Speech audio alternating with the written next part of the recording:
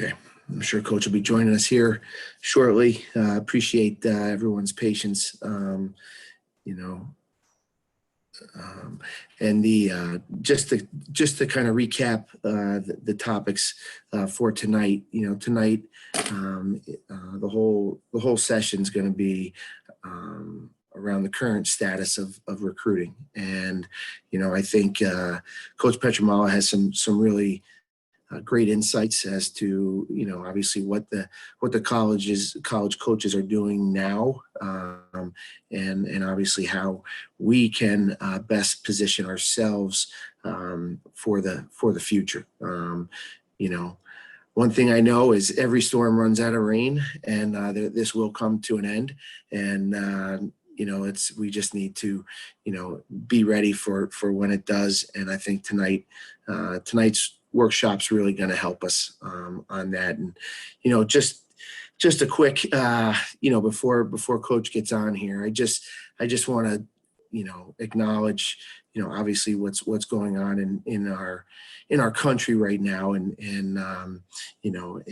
just make a statement that I hope everybody understands and is well aware of, that everybody at Sweet Lax, everyone associated with Sweet Lax, stands shoulder to shoulder with those fighting against social injustices and racial bias. And it has no place in our game, in our schools, on our teams, in our businesses, anywhere in this country and in this world. And I just want to just make sure everyone is aware and knows how we all feel about that, and that we stand shoulder to shoulder with those fighting against it. And I know I speak for all of you as well. Tonight's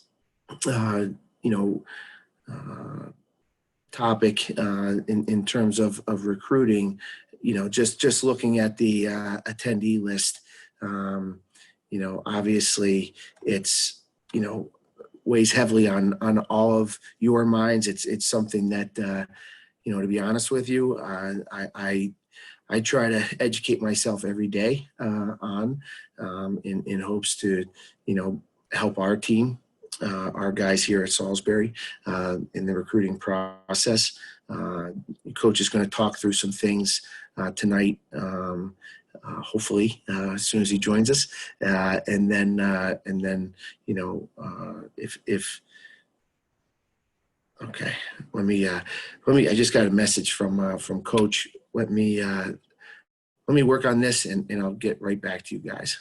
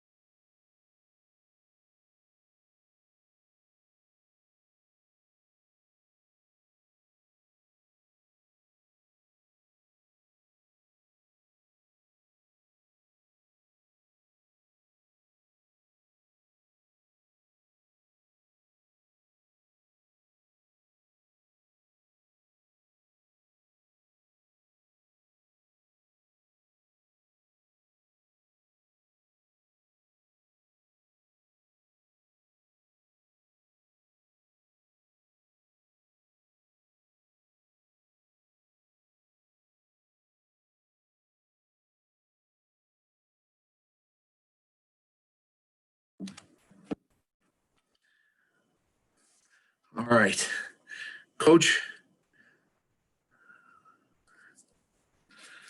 I think we're getting Coach Pietramala on here.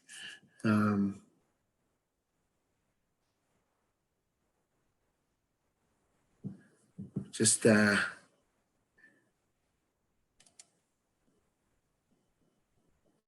waiting for him to show up.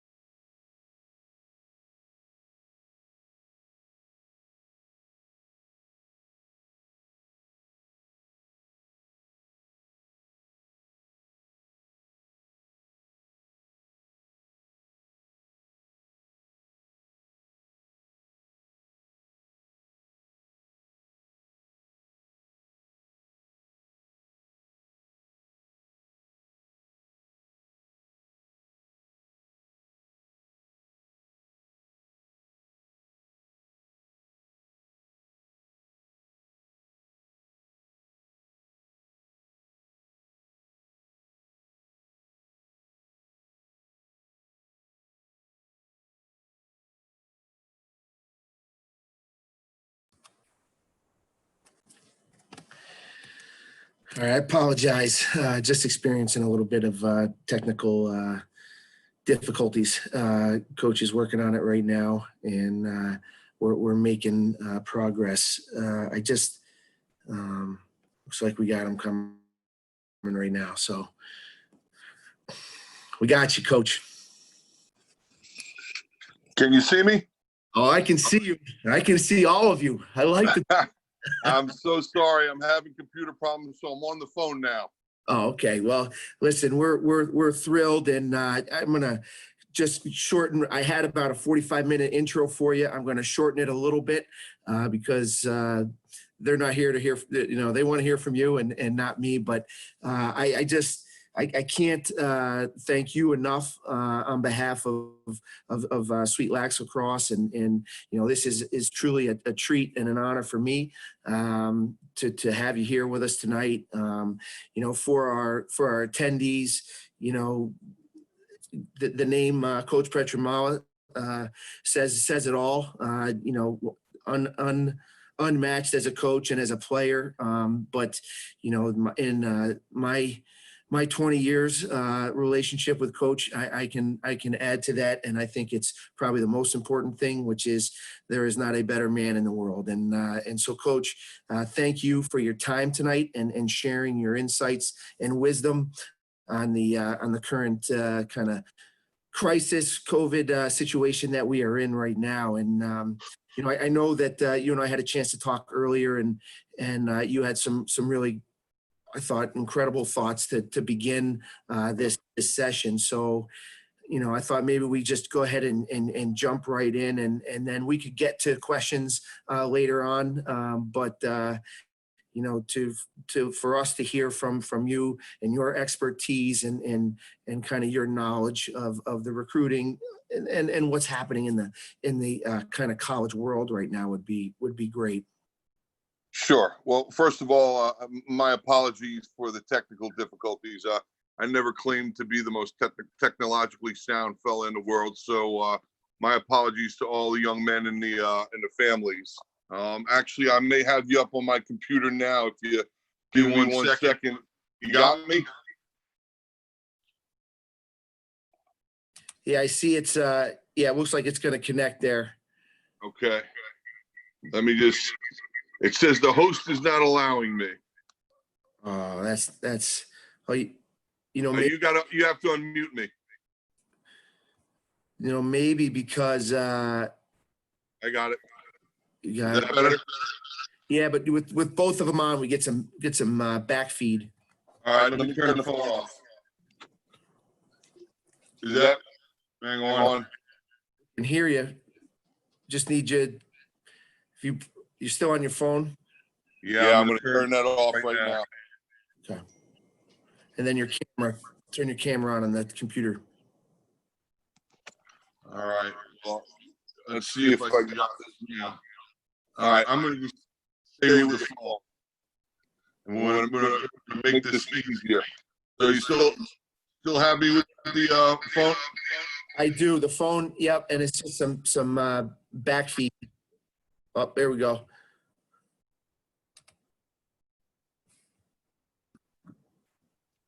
Can you hear me now? Yes, we can. All right. I can't see anybody, so that's a bit of a here we go. Video is stopped. So all right. So I'm going to take this blindly as best I can, Coach, and just make sure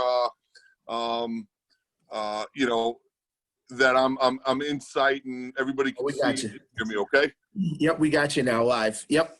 All right, perfect. Well, again, my apologies.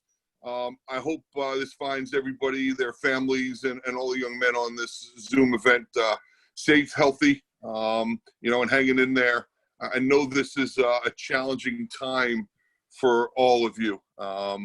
You know, we find ourselves in what I've described with two words as very uncertain times and very uncomfortable times. And, you know, with uncertainty, obviously comes uncomfortableness or discomfort.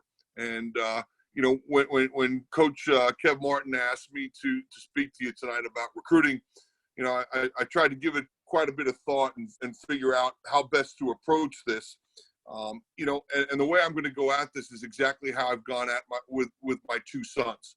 I've got two young men that are of the recruiting age. They're 2022, so they're the ages of the majority guys on this Zoom call. And what's happening, everyone, is we're finding ourselves in a very uncertain situation, meaning it's very fluid. It's constantly changing. We don't know what to expect day to day.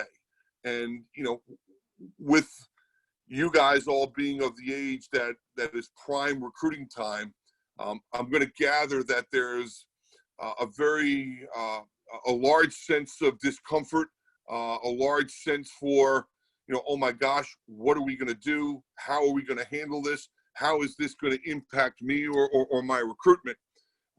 So let me try to address that. The first thing is pretty simple, fellas.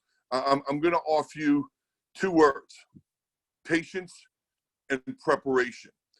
You know, with discomfort comes panic, comes, you know, being very unsure of yourself, being very unsure of how to approach things. And what I want to tell you is exactly what I told my two boys. The first thing is you need to take a deep breath and be patient, okay? This is all going to work out. What you have to realize is the majority of the young men that are going to be recruiting are on a very even playing field. And what I mean by that is simply everybody is dealing with the same situation. All right. So number one, take a deep breath and be patient. All right. This will end and things will eventually get back to pretty good sense of normalcy.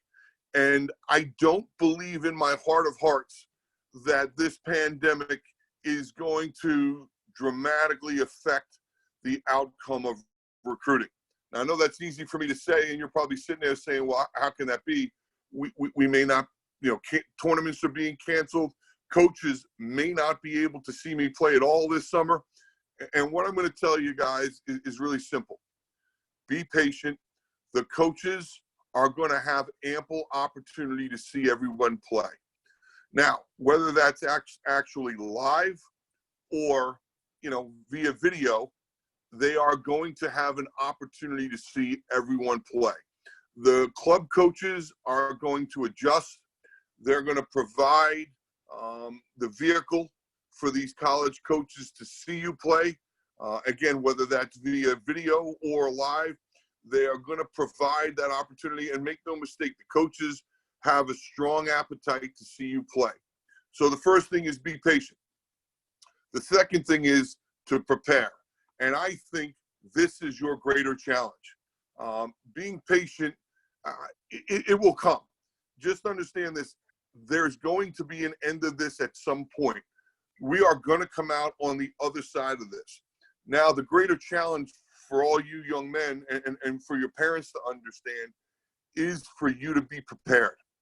And, the way I would approach this pandemic and this really challenging time, quite frankly, is I would look at it as an opportunity. This is an opportunity for you to get to work. This is an opportunity for you to worry about you, to work on your game. Now, you may have to find some unique ways of doing that. And obviously things are beginning to loosen up and open up a bit. So there may be some more traditional opportunities for you to get in a gym or get out on a field or get with a group of guys to play. But the important thing, fellas, is that you prepare. You approach this as an opportunity to improve. And what I'm going to say is really very simple and very forthright. When we come out on the other end of this thing, and like I said, we're going to come out on the other end eventually, it is going to be very clear who took the time to prepare and to work and to be ready for when that time comes. And it's going to be very clear to who are the guys that didn't. The guys that spent the majority of the time on the Xbox, the guys that, laid around and watched Netflix, got on Instagram and played Xbox and did all those things. Those are going to be the guys that come out on the negative side. So again, let me repeat that. Okay, you must prepare, and I think there are a lot of people that are that have hope, and hope is not a plan, fellas. I'm sure a lot of guys are saying, "Gosh, I hope we get to play soon. I hope the college coaches can be there. I hope that I play well." Again, hope is not a plan. Without action, hope is just a dream, and the bus waits for no one. And what I mean by that is, right now, you're going for a very uncomfortable ride. You're in this pandemic. You're dealing with things you've never had to deal with. So you're riding a very uncomfortable bus. And at some point in time, that bus is going to stop and you're going to have to get off and it's going to be time to play lacrosse, right?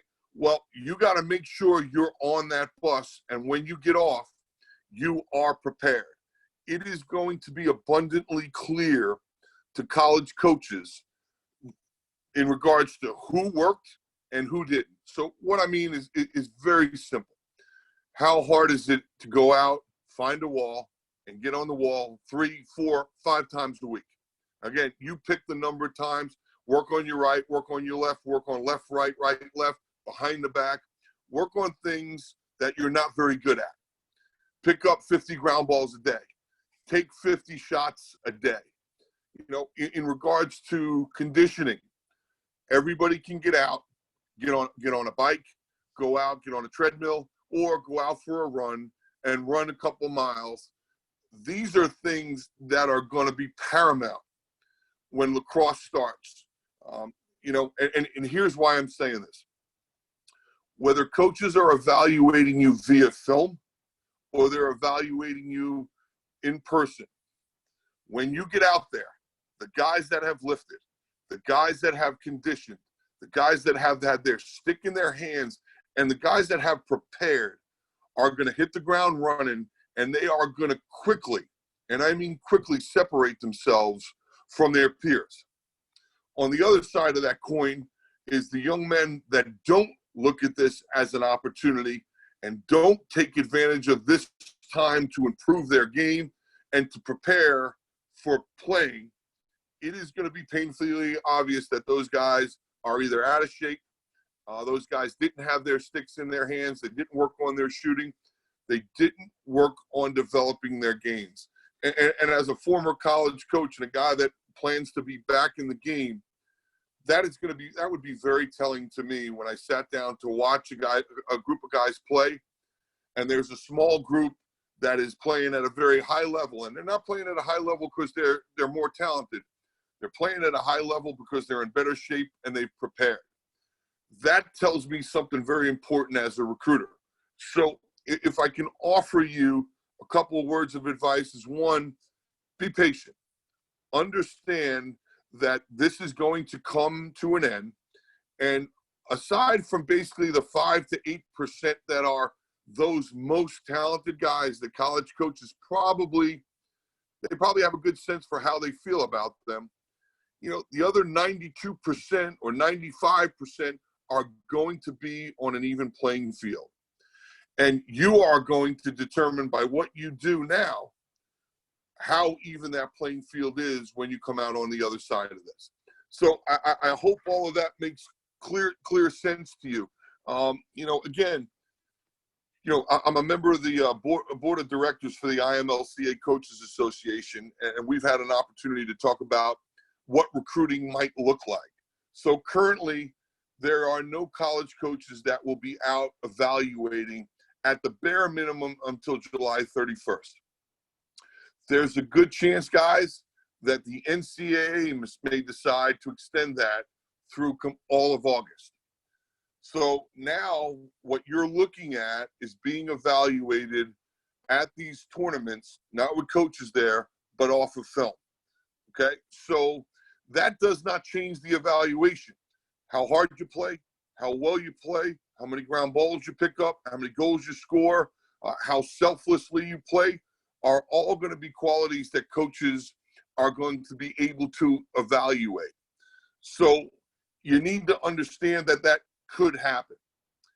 If that happens, like I said, that will not change the way this process moves, other than it just may slow it down. Coaches may not be ready to make decisions as early as they have in the past. Coaches may want to spend a little more time getting to know a young man and his family. Coaches may need a little bit more time to watch a little bit more film, and evaluate you, but they will still have every opportunity they had before. Unfortunately, it won't be in person, but every opportunity they had before to watch you play. So do not panic. Make sure mom and dad do not panic.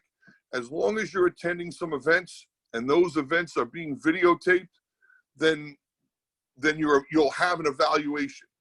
The question is, how well prepared will you be for that evaluation? So I want to tell you a quick story. I had a young man that played for me, recruited him at a local high school down here, very talented player, came to Hopkins, and unfortunately for 3 years, didn't see much action on the field. But what he did do was he prepared like a starter every single year he was with us. So it was one of those things where he didn't see much playing time on Saturday, but he worked his tail off Monday through Friday, watched film, and he basically prepared like a starter.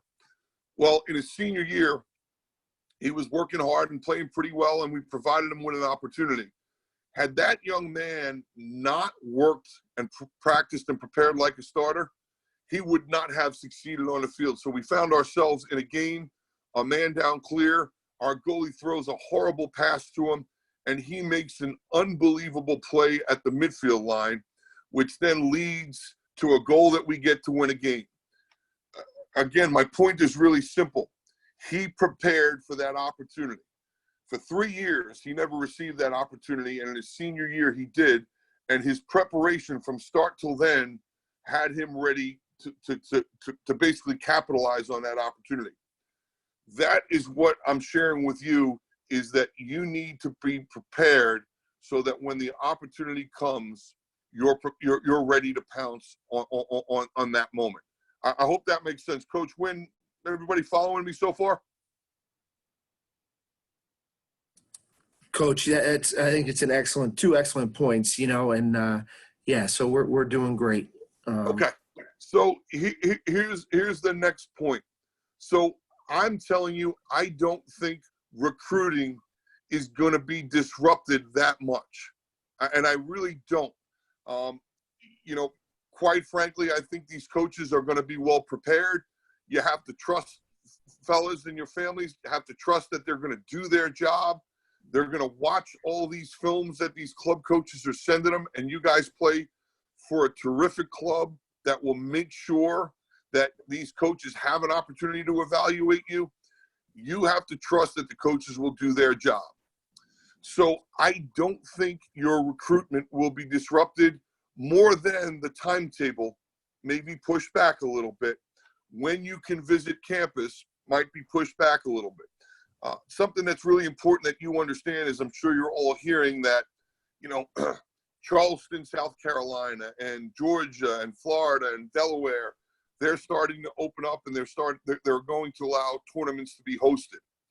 What you have to recognize is the rules that are mandated by a state don't dictate what a college coach can do. Okay, what a college coach can do, those rules are mandated and dictated to them by the NCAA.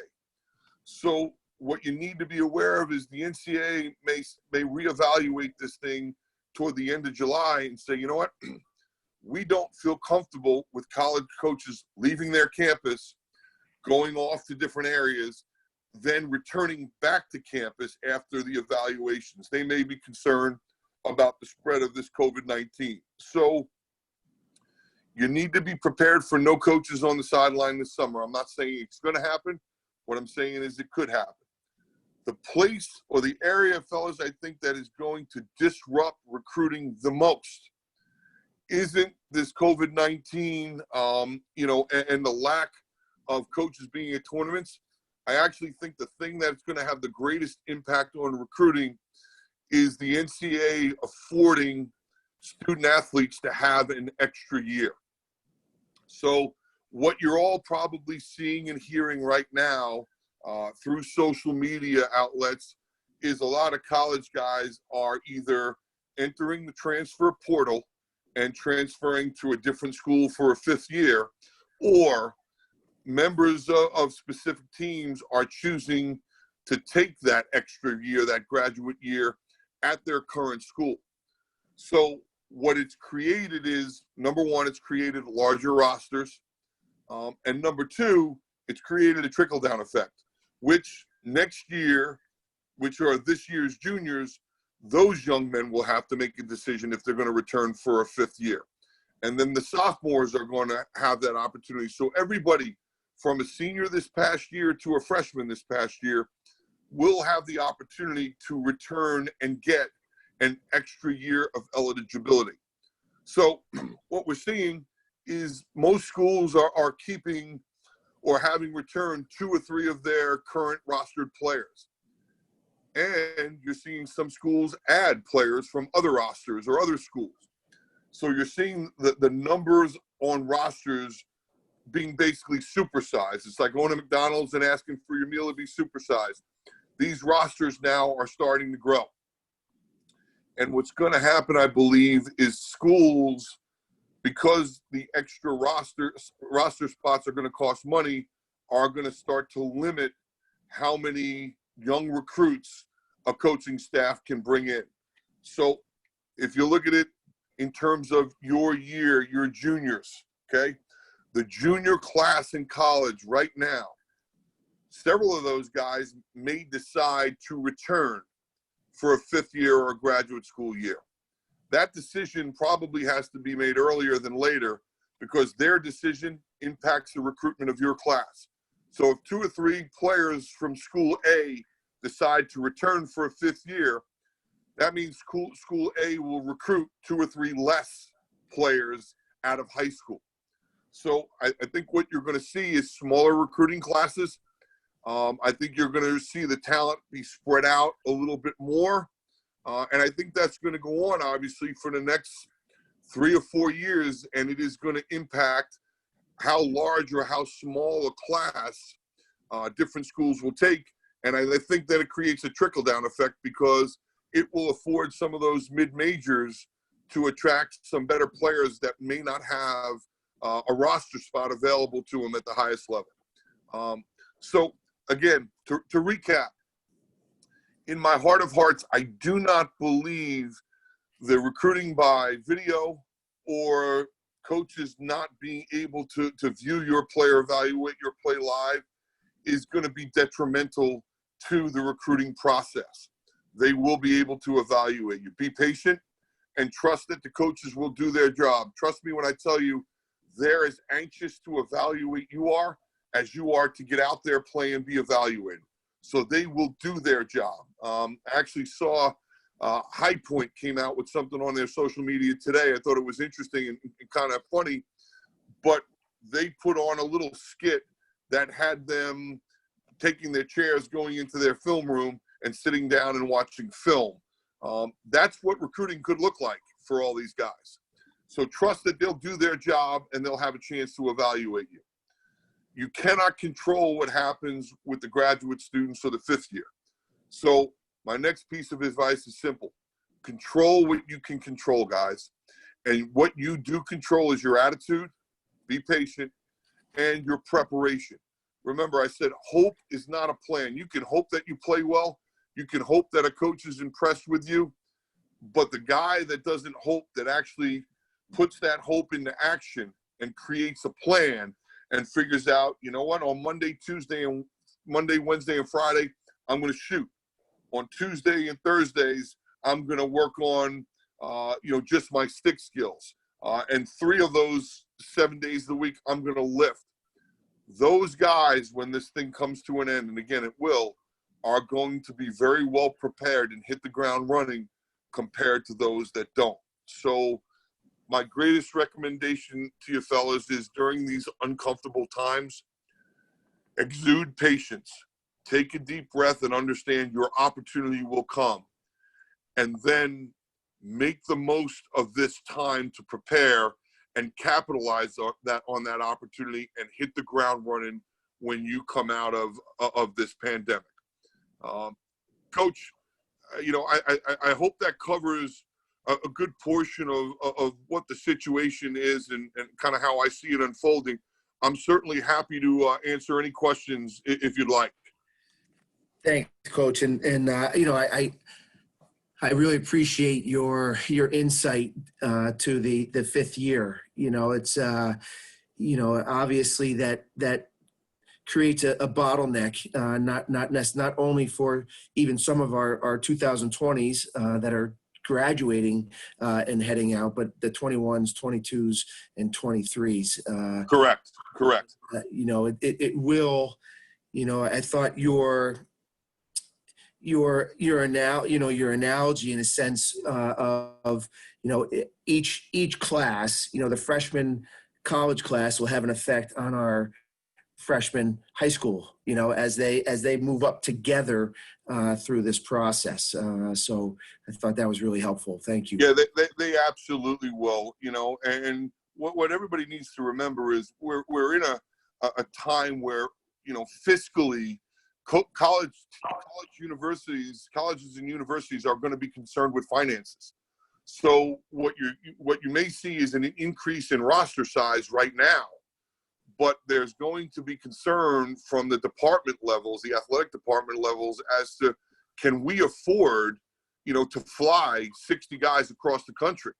And if we can't, or there's conference restrictions, do we want to travel 45 guys and leave 15 or 20 guys behind? There are a lot of ramifications, in my opinion, to the extra year. And while I think it was very noble of the NCAA to do that for the student athletes, and it's certainly a benefit to them, I do think it created, as you said, a bottleneck, and is going to create roster size issues and recruiting classes that are maybe not as large as some of the past. Yeah. There's a couple things I'd love to kind of mine down on just a little bit and get your thoughts. I agree. Film is going to take on a little bit of a different level, and it's not. Listen, football. Football has been recruiting through film for years. And so one of the things that I'd love to kind of get your opinion on, what are some of the things, we all know we have game film, right? Like there's, but are there other ways in which kids can kind of showcase their talents, in a way that would appeal to college coaches? Is there a certain skill set maybe they could show off? I've heard of some coaches, interested in a long jump and a shuttle run and a 15-yard kind of acceleration drill. Any thoughts on that? Sure. Well, I think that's going to be staff to staff in terms of the measurables. But there's just some things, Coach, you just can't measure. Yep. Sometimes a guy may not be real fast. May not be real strong, but he may be a darn good lacrosse player. And that may not show up in those measurable categories like a long jump or a shuttle run or, anything exhibiting change of direction or explosiveness. So while you can do that, and if you're one of those guys that happens to, have quick twitch muscles and be explosive and possesses really good speed, sure, you could show yourself doing a 40, and the time of it. You could show yourself doing a shuttle run. I think those are all, fine things. But at the end of the day, what coaches want to see is they want to see a young man perform. And I would tell you this, obviously since I've left Hopkins, I've had, almost 2 months to think about, what my plans for the future are going to be and my next stop. And at the next stop, what kind of young man, what kind of player am I going to look for, and is my staff going to look for? And what are the qualities? What are the non-negotiables? And when you think of those non-negotiables, I think those are things that you want to highlight on a film. So if you're going to send a highlight film, if you're an attackman, show yourself riding. Every coach loves to see an attackman ride. Show yourself getting after loose balls. Show yourself losing the ball and riding it back. Every coach understands that every attackman, every offensive player is going to lose the ball, have it dislodged or taken away at some point. The question is, how competitive is that young man, and is he going to go fight and get that ball back? So, the greatest quality that I will be looking for in future lacrosse players for Dave Pietramala is going to be competitiveness. And I would say this to the group: competitiveness, fellas, is a learned skill. It is not something that everybody is born with. I think we live in the days where, you go to all these tournaments and you don't always play for a championship, and they certainly serve their purposes, but winning and losing has become less important. Coaches want guys that love to win and hate to lose. They want to see that competitiveness. So if you're putting together a highlight film, I wouldn't make it a 10-minute film. I might make it, a 3 to 5 minute film. Show yourself riding. Show yourself assisting. Show your stick skills. If you're a midfielder and you're not a great offensive player, show yourself defending. If you're a midfielder, show yourself dodging and shooting the ball on the run. Coaches don't want to see guys just with time and room, because the college game, as a midfielder, you need to play and score the ball on the run. Defensemen, highlight your footwork, highlight your physicality, highlight a play where you make a good slide. And even if the other team throws the ball to your man, he scores, coaches are going to be smart enough to know that you executed the play you should have and that one of your teammates didn't. So I really think that it's going to be important to highlight those qualities that coaches are looking at, which is competitiveness, athleticism, IQ. Show yourself making a real smart play. It doesn't have to be a fancy play, a smart play. Show yourself pulling the ball out at one time and settling it down after, it's been up and down a couple of times. Show yourself, show your skill level. Show your ability to shoot the ball on the run. As a defenseman, show some play off the ground, knocking a few passes down. But at the end of the day, Coach, the thing that I would want most is I want a game film. Yeah. I want to see a young man in the flow of a game, up a couple of goals, down a couple of goals. I want to see if he goes and celebrates with his teammates after they score. So, if you're going to put a highlight together, that works, fellas. It's fine. But my recommendation would be to provide coaches with, a couple of links to games, and let them go on those links and do their job and evaluate you. I hope that makes sense, Coach.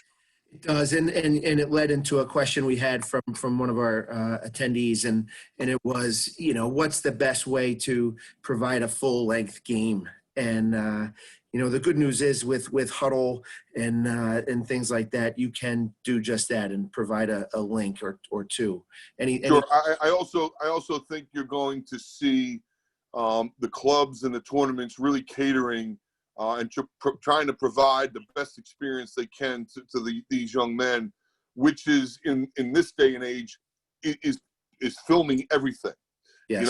Filming all the games and then providing coaches with access to those films. Yes. And once those coaches have that, I can tell you this: coaches are already evaluating films of 2022s. Guys that they have on their list, it's not hard to go on YouTube and punch in Bobby Wynne lacrosse, and then you get an opportunity to see Bobby Wynne playing in a game or a highlight film. So I think not many highlights there. Well, let's just say you wouldn't be doing the agilities in the 40. But I do think that these young men are going to be provided ample opportunity to give film and make film available to the college coaches. Yeah, that's perfect. And one of the questions that keeps popping up time and time again is just a sense, Coach, and how long did it take to kind of get that beard to fill in and look that good? Well, some might say it's the pandemic beard. Others might call it the unemployed beard. It's been about 2 months. This is the longest it's ever been in my lifetime. I love it. I did it just for the Sweet Lax guys. Yeah, that is absolutely perfect. And you actually you touched on this a little bit when you were talking about the clubs, and I know the folks at Sweet Lax are really keen on the video piece. And I guess my thought to you, or my question that I'd like to pose to you is, when is it too much, right? Like, when what's the kind of the sweet spot in terms of, my reaching out to coaches, not overstepping, but just when if I send something and I don't hear back, should I be following up? Just, in your experience there. Sure. It's a great question. Listen, let me say this to all the guys and to the moms and dads. Again, and I don't mean to be repetitive, but I want to do is try to provide at least some sense of security to them, and not have anybody panic here. All right. So college coaches will find a way to evaluate all the film that is out there. All right. I'm sure that I know they've already begun to do that. So how do you approach this, and what's too much and what isn't enough? And my recommendation is this: if you would like to reach out to a coach, which I think, and I can tell you this, there's absolutely nothing wrong with that. So what you do is you simply provide an email, and in it you introduce yourself. You tell them where you're from, what high school you play at, what position you play, what club you play for, what your, maybe your measurables are, how tall you are, what you weigh, and what your grade point average is, and maybe whatever testing scores you might have. You provide your email address, your high school coach's phone and email, your club coach's phone and email. The body of the email just states, "Hi, I'm Bobby Wynne. I'm a sophomore at such and such. I'm this, and this. I have great interest in your school. Below, I've provided you with some information that might help you get to know me a little better. I've also included a transcript for your evaluation and several links to my games, both in high school and in club." And you can send 2, 3, 4 games. They don't have to watch them all. You can provide them with the opportunity to make that choice. Some will watch one, and in 5 minutes will make a determination. Some will watch, a quarter. Some, if it's a highlight film, some will, turn it on, and if they don't like the music, if the music's inappropriate, they'll turn it right off, and that'll be the end of it. So I think less is more here. Provide the pertinent information, provide the academic information, provide the club, high school information, and introduce yourself, and then provide anywhere from 2 or 3 or 4 links to games, and allow the coach then to do what they do best, which is watch it, do their job, and evaluate. Thank you. Really well said. And just and I promise this is not a question from our attendees, and in no way, shape, or form kind of self-serving here. But, in terms of, attending a prep school and that ability to reclass, what are your thoughts on maybe just an additional year as a standalone, but then an additional year kind of given the complexities of the recruiting process right now? Sure. Well, that's what it is an option and a choice, and in life, we want to have as many choices as we can. And the better the choices are, the more challenging the decision's going to be, because you're choosing between good versus good rather than good versus bad. So your question of, a standalone year to PG, as well as I do, at Salisbury, we've sent a couple guys to you, under that, from that standpoint of they were coming to you as postgraduates. They were not reclassified. We were sending them to you to either improve academically, to develop physically, to improve their test scores, to improve their study habits. So I don't think there's anything wrong with doing that. I think it's a personal choice. It's a familial, meaning a family choice. Some of it may have to do with academics. Some of it may have to do with physical development. Some of it may be determined by affordability. But I don't think there's anything wrong with a young man who says, you know what, maybe I didn't get the attention that I thought I might get. I know I have to work on a couple of things. I've got to get a little bit stronger. I've got to develop my speed. Maybe they're a little undersized. Maybe they were injured and did not have a full season, or, like this year, maybe their season got cut short as a senior or a junior. This impact. So I think the PG year is an option. And then the reclassification is certainly an option as well. From my perspective as a dad, I want to make sure that my sons are being challenged academically, and that all the decisions that we make benefit them academically, athletically, and also personally or socially. So if a young man is considering reclassifying, I don't think there's anything wrong with it. It's been going on in sports for years. Football was reclassifying guys for years just in their first year of college. It was called the redshirt year.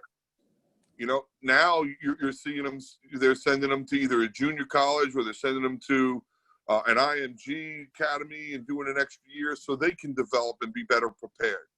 So I don't have anything negative to say about the reclassification process or the PG process. What I would say is I just think it's something that you need to think about carefully. I think it's something that you need to evaluate personally and say, okay, if I do this, is this going to change anything for me? Meaning, am I going to improve academically? Does this put me in a better position academically to go to a school I'm interested? Is this going to help me athletically? Will I improve as a player? Will I improve as an athlete? And if those answers are yes, and simply put, there's nothing wrong with it. It's a positive. If those answers are no, and you're not going to grow really academically because you're a very good student and you happen to be 6'3", 190 pounds, and run pretty well, then you're not taking a PG year or reclassifying because you want to improve as an athlete or grow. You may want to improve your skills. So I just think it's important to know why. why am I doing this, and how does this help me reach my ultimate goal, and does it help me? Yeah. Well said, and I really appreciate that answer. Well, we're about there, and I just wanted to reiterate, how thrilled I am to be able to spend about an hour with you, which is a real treat for me, but obviously for everybody here in this on this panel or the Zoominar. I don't even know how you call them, but Coach. Can't thank you enough for your time. I can't wait to see you at some point this summer, and introduce you live, to some Sweet Lax families. So, well, I appreciate it. Again, I want to apologize to everybody for the technical difficulty. I hope me being on this phone has actually worked and provided you with some insight into what's a pretty hot button topic. Things will work out. I wish everybody the best of luck. I hope you and your families stay healthy. If I can be of assistance, please, you can reach out through Kev Martin or Coach Wynne. And then lastly, Coach Wynne and to Kev Martin, thanks for the opportunity. I always enjoy being with you guys and your club. Awesome. Thanks, Coach. Have a great night, and thank you everybody for tuning in tonight. And we'll see you as this roundtable series continues. Good night, everybody. Signing off. Thank you. Thanks, everyone.